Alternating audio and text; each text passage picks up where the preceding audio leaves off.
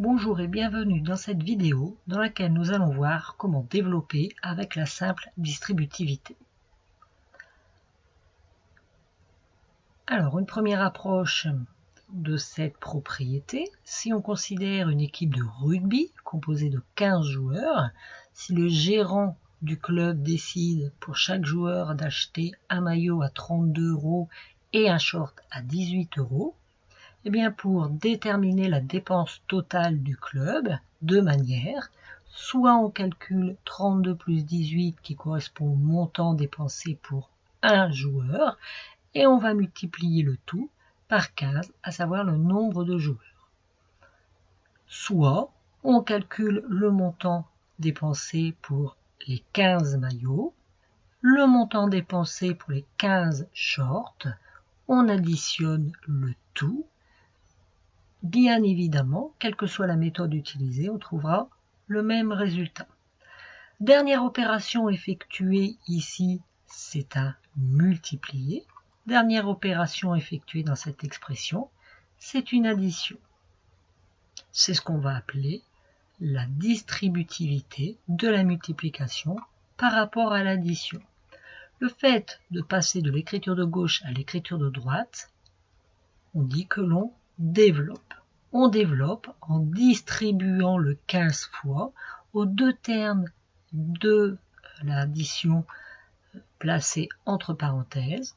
Le 15, on le distribue à 32 et on distribue également le 15 fois à 18. Deuxième approche de cette propriété, une approche géométrique. On observe cette figure ici, donc un rectangle composé d'un rectangle 1 et d'un rectangle 2, qui vont tous les deux former un grand rectangle.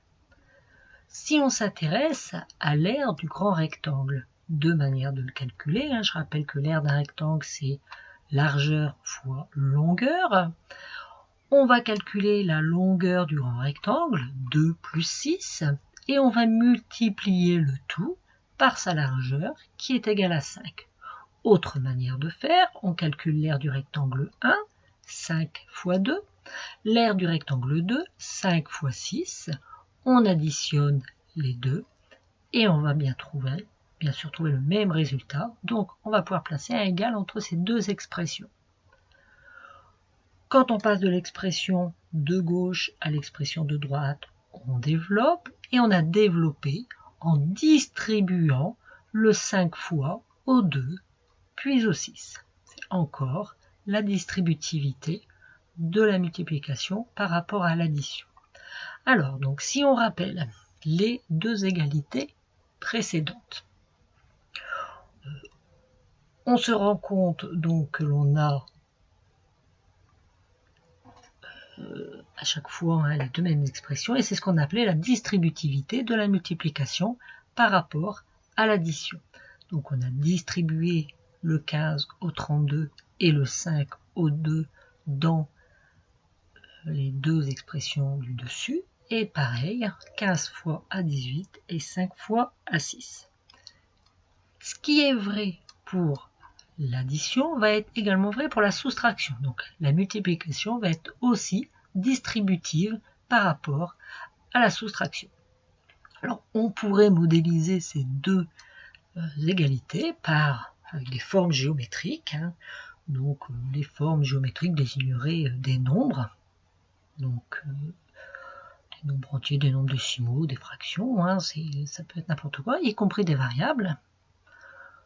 On pourrait aussi modéliser cette expression avec la deuxième approche, un rectangle dont la largeur serait K et la longueur serait A plus B.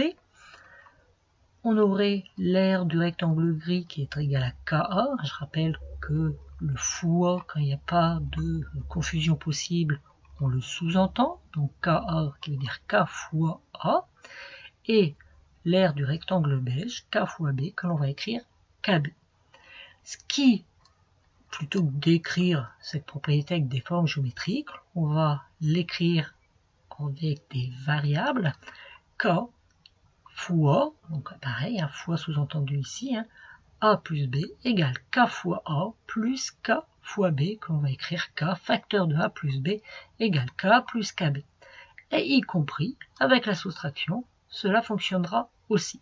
Donc, on va distribuer le K au A, puis au B.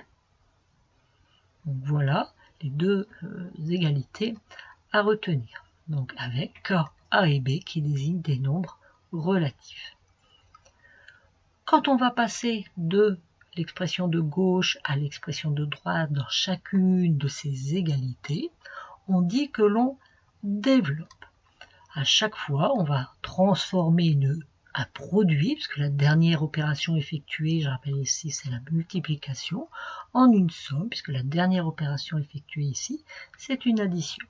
Donc développer, c'est transformer un produit en une somme algébrique. On retient aussi parfois que c'est aussi enlever les parenthèses. Alors, cette propriété, il va falloir savoir l'utiliser. Donc, l'utiliser pour développer ici ces quatre expressions-là.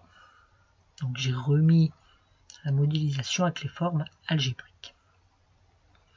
Alors, première expression, A égale 7 facteurs de x plus 2. Donc, je rappelle, il y a un fois entre le 7 et la parenthèse. On va pouvoir modéliser ça avec un rectangle dont la largeur est 7, la longueur x suivie de 2. Quand on va distribuer le 7, je rappelle, on va distribuer le 7 avec le signe multiplié. On va faire 7 fois x, qui va correspondre à l'aire du rectangle gris qui est égal à 7x. Puis, on va distribuer le 7 au 2, qui va correspondre à l'aire du rectangle beige, 7 fois 2, 14. Et donc, on va écrire 7x plus 14. Deuxième expression, moins 3 facteur de 6 moins x. Donc on pourrait quand même modéliser ça avec un rectangle, hein, même si la largeur de moins 3, ce n'est pas possible. En fait, on pourrait utiliser un peu comme les tuiles algébriques qu'on a utilisées précédemment. I6 puis moins x, on distribue le moins 3 qui correspond à l'aire du rectangle, alors moins 3 à 6, pardon, hein, qui correspond à l'aire du rectangle gris. Moins 3 fois 6, moins 18. Puis le moins 3, attention à moins x. J'ai bien mis ici un moins x pour la deuxième partie de ma longueur de rectangle. Et donc, moins 3 fois moins x, ça va nous donner plus 3x.